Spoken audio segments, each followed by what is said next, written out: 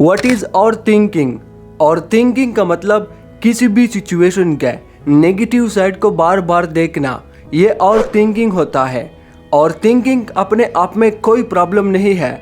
और थिंकिंग तब होता है जब हमारा कंट्रोल अपने ही थिंकिंग पर नहीं होता। और थिंकिंग या तो हम फ्यूचर से रिलेटेड करते हैं या पास्ट से रिलेटेड।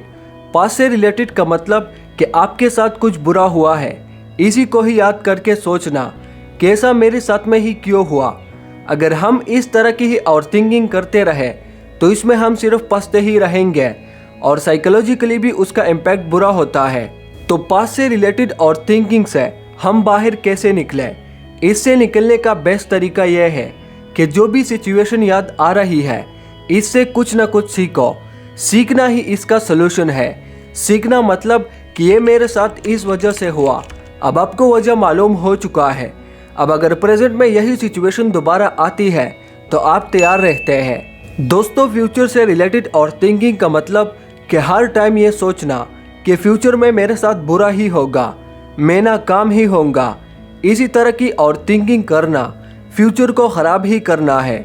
अगर हम सिर्फ ये सोचें कि ना ही पास होता है और ना ही फ्यूचर, सिर्फ और सिर्फ प्रेजेंट ही होता है और प्रेजेंट में हर चीज़ के रियलिटी को देखना और इसी के बेस पर ही ऐड करना ही आपको ज़्यादा सोचने की प्रॉब्लम से आज़ाद कर सकता है।